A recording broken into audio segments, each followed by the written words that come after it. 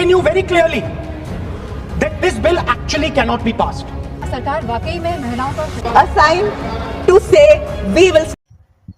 दोस्तों, कल लोकसभा में महिला शक्ति बंधन अधिनियम बिल गिर गया। पक्ष में 298 वोट पड़े और विपक्ष में 230। आज क्यों न हम महिला शक्ति बंधन अधिनियम पर ही चर्चा कर लें। क्या रूलिंग पार्टी जानबूझकर कि यह बिल किसी भी हालत में लोकसभा में पास नहीं हो सकता है, तब भी लोकसभा के पटल पर रखी? क्या मोदी जी और शाह जी हार कर भी जीत गए, यानी बाजीगर बन गए? क्योंकि जो हार कर जीत जाता है उसे ही तो बाजीगर कहा जाता है। दोस्तों, मैं रमाश्रय सिंह अपने चैनल रमाश्रय वॉइस पर आप सबका स्वागत करता हूं। रमाश्रय वॉइस की गुजारिश है कि चैनल को सब्सक्राइब करें और बेल बजा दें। टन से वीडियो के अंत तक बने रहिए, क्योंकि मैं कुछ अहम मुद्दे उठाने जा रहा हूं। दोस्तों, आप सबको मालूम होगा कि यह बिल, जिसका नाम महिला शक्ति बंधन अधिनियम है, 2023 में ही थम्पिंग मेजोरिटी से दोनों सदनों में पास हो गया था। फिर दोबारा इसे लाने की जरूरत क्या थी? तो दोस्तों, मोदी जी की समझ को अगर समझा जाए तो यह बिल लाकर वो अपने दोनों हाथ में लड्डू पाने वाली बात सोच रहे थे। इस बिल की आड़ में परिसीमन वाला बिल लाने का यही मकसद था। उनकी सोच थी कि महिला बिल का विपक्षी डर के मारे विरोध नहीं करेंगे। उनकी सोच थी कि कम से कम टीएमसी और डीएमके के लोग तो डर ही जाएंगे, क्योंकि दोनों जगहों पर 10 दिन बाद ही चुनाव होने वाला है। अमित शाह जी की इस वीडियो को आप लोग देखें, कैसी विपक्षी पार्टियों को बार बार डरा रहे हैं। करिए मान्यवर, ये देश की महिलाएं कभी नहीं, जब ये चुनाव में जाएंगे, महिलाओं का आक्रोश उनको सामना करना पड़ेगा और रास्ता नहीं मिलेगा। मान्यवर, ये बदलाव की जरूरत क्या है? बीजेपी के दूसरे हाथ में लड्डू इस तरह था कि बिल गिरने के बाद हमें चुनाव में प्रचार के लिए एक मुद्दा मिल जाएगा और चुनाव में खूब नमक मिर्च लगाकर माइक पर एक्टिंग के साथ इस मुद्दे को उठाया जाएगा और भोली भाली ताली थाली पीटने वाली भारतीय जनता को भरमाया जाएगा। फलाने जी का एक्टिंग तो आप लोगों ने देखा ही है। वोट मांगते वक्त वे बांसुरी वाला बन जाते हैं और जनता उनके झांसे में आ जाती है। अब थोड़ा विपक्षी पार्टियों की बातों पर भी चर्चा कर लेते हैं। पहले थोड़ा अखिलेश जी को सुनते हैं। सच तो यह है कि भाजपा जनगणना को टालना चाहती है, और जनगणना को टालने का मतलब है कि जाति जनगणना को टालना चाहते हैं। और जाति जनगणना इसलिए टालना चाहते हैं क्योंकि वो आरक्षण का सवाल उठेगा। जो भाजपा, उनके संगी साथी कभी भी देना नहीं चाहते हैं आरक्षण। आपने देखा कि अखिलेश जी के मेन पॉइंट 2 हैं। एक तो परिसीमन के पहले जाति जनगणना होनी चाहिए, दूसरा कोटा विद इन कोटा की बात कर रहे थे, यानी 33% के अंदर ओबीसी महिलाओं के लिए भी सीट निर्धारित होनी चाहिए।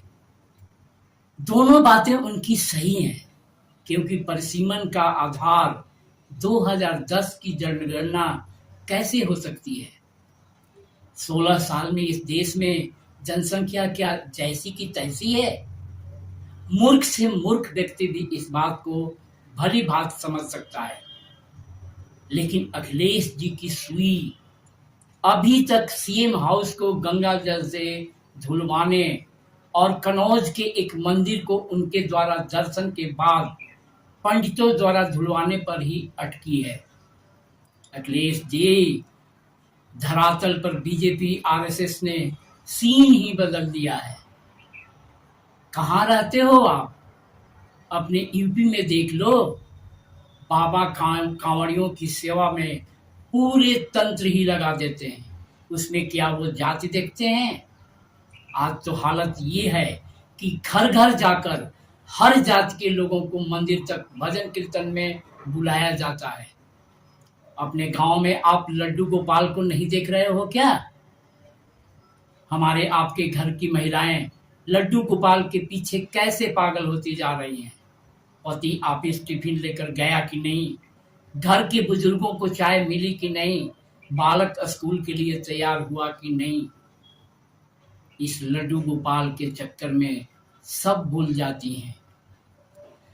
किसी ने भी इस बात को नहीं रखा कि बीजेपी सवर्णों की जो पार्टी मानी जाती है और आरएसएस के द्वारा सींची जाती है, आखिर चाहती क्या है इस बिल को लाकर। तो मेरी सुनिए, थोड़ा और आप लोग ध्यान दीजिए।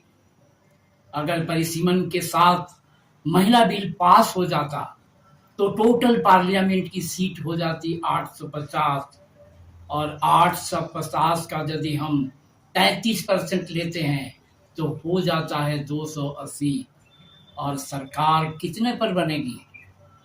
मात्र 426 पर। तो सीधे सीधे हिसाब है कि सरकार भाई लोगों की आराम से बन जाएगी। उन्हें एससी एसटी ओबीसी सांसदों की जरूरत ही नहीं पड़ेगी। अब आप सवाल कर सकते हैं कि 280 में 280 सिर्फ महिलाएं क्या उसी वर्ग की होंगी?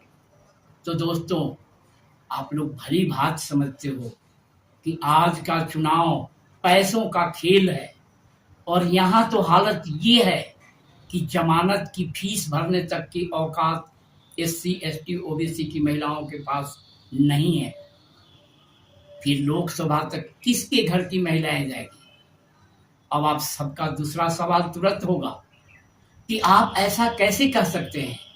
तो इसके जवाब में मैं बिहार में हुए जाति जनगणना का ये डेटा आप लोगों के सामने रख रहा हूं, सब समझ में आ जाएगा।